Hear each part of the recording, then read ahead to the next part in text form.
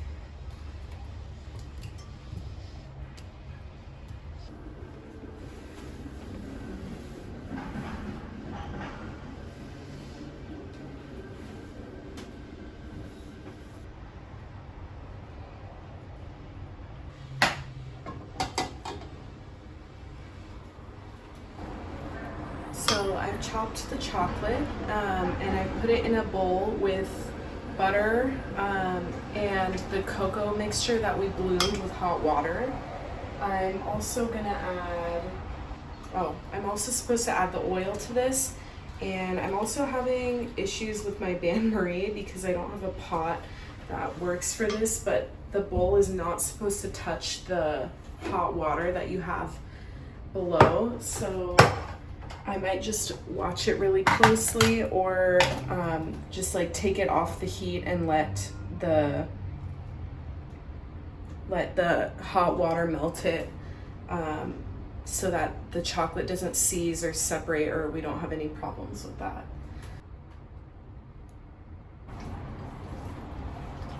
And I would recommend not doing what I did and blooming the cocoa just in the same bowl you're gonna do for this, because then you don't get another bowl dirty. But that's what I get for not reading the recipe all the way.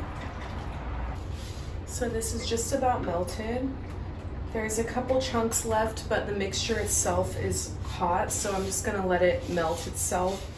And if there's a couple chunks of chocolate left, it's just gonna taste good, so that's fine with me.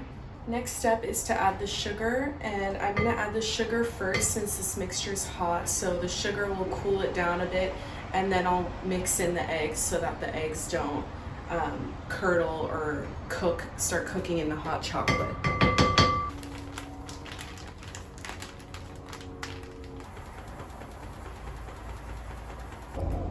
So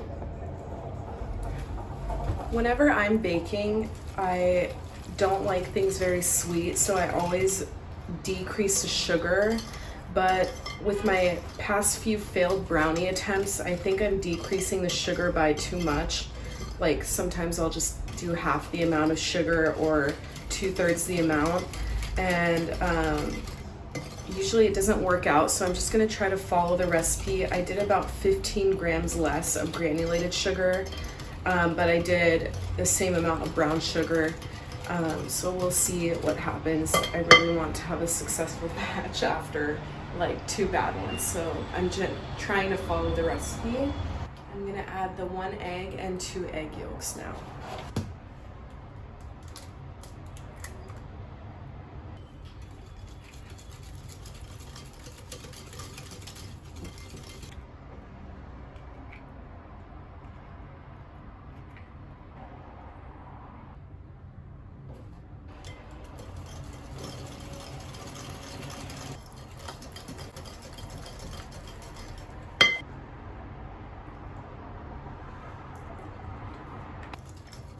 And the mixture is looking really glossy and smooth, which is what she said would happen, so that's great.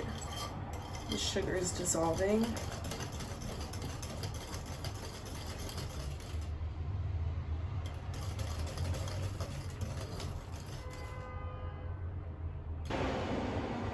I'm gonna start adding the dry ingredients now. So she says to add them, mix them in, and then whisk it vigorously for 45 seconds. And I think that kind of develops the gluten in the flour, so it creates a chewier texture just from regular flour, which,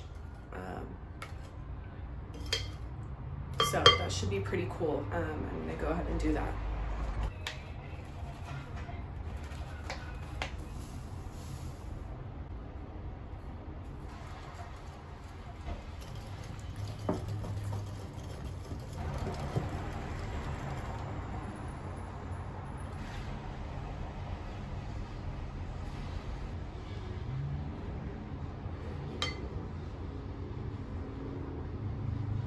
I'm adding some high quality milk chocolate now, and she says to chop it, but I already washed my cutting board and I'm just too lazy, so I'm just gonna add them like this, and it's actually quite a bit of chocolate left. I'm gonna fold these in.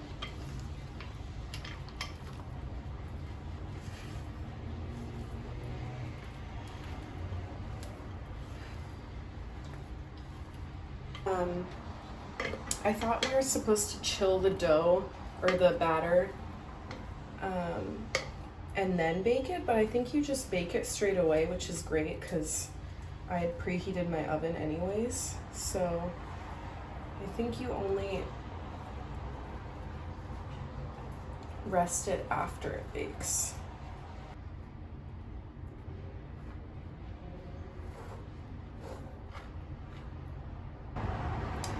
I managed to get batter everywhere, but I'm gonna go ahead and bake this. I'm gonna start checking it about 5 minutes earlier than she says to, because I really don't like overbaked brownies. And then I'm gonna cool them, put them in the fridge, and go do some errands, so they should be completely cool when I cut into them, and I'm really excited to taste them, so I'm gonna go ahead and do that. Okay, so I've just taken out the brownies. They look good. I cooked them for about 24 minutes. The recipe's set to do 25 to 30, but I really don't want to overbake these. I did that with a batch before and it was not good, so I don't want to mess these up. This is what they look like. It's pretty shiny. You can see the swirl from the spatula, which I think looks really nice. They're dry when I touch them, but soft under the surface, so that seems like what she described in the recipe. I'm going to leave these on the counter to cool, go run some errands, and then when I come home I'm going to put them in the fridge, and I won't eat them for a couple hours just to make sure they're completely cooled, and then I'll show you when I cut into them, and I'm really excited. Okay, so the brownies are completely cool. They look so good. Let me hold them up. They're nice and shiny. And I'm just gonna cut myself a slice just to taste them, and then I'm gonna let them keep chilling. Just get this knife is really dull, so I don't think it will scratch my pan. It looks super fudgy inside. These probably could have baked even more, but I didn't want them to overbake, and I'm fine with that level of doneness.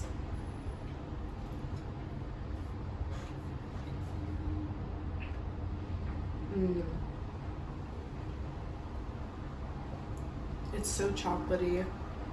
It's really rich and fudgy. I wouldn't say it's really chewy. It is.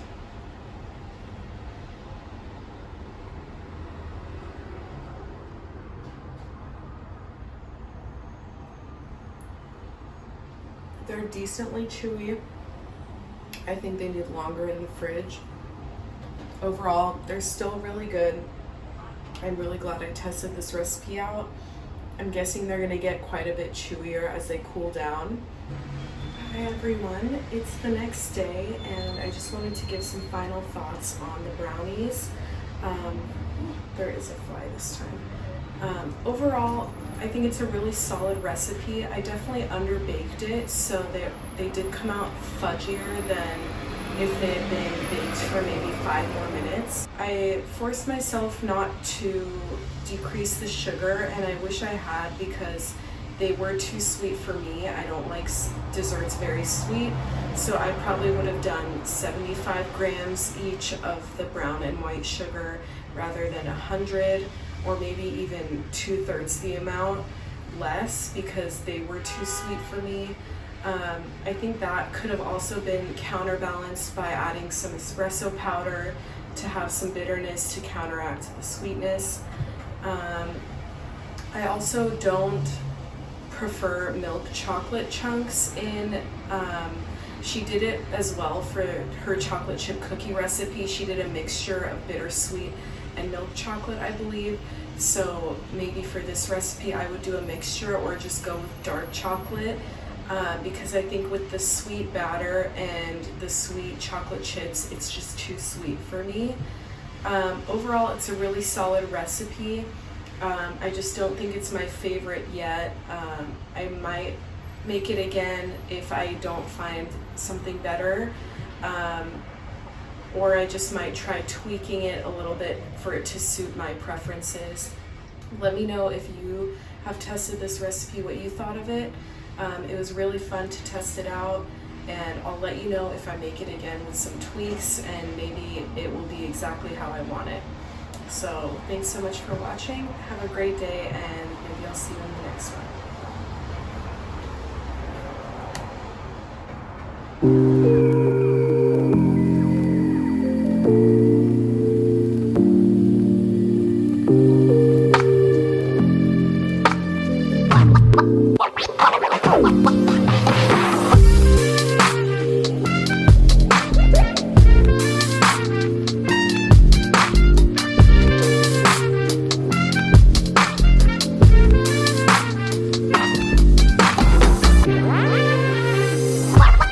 What?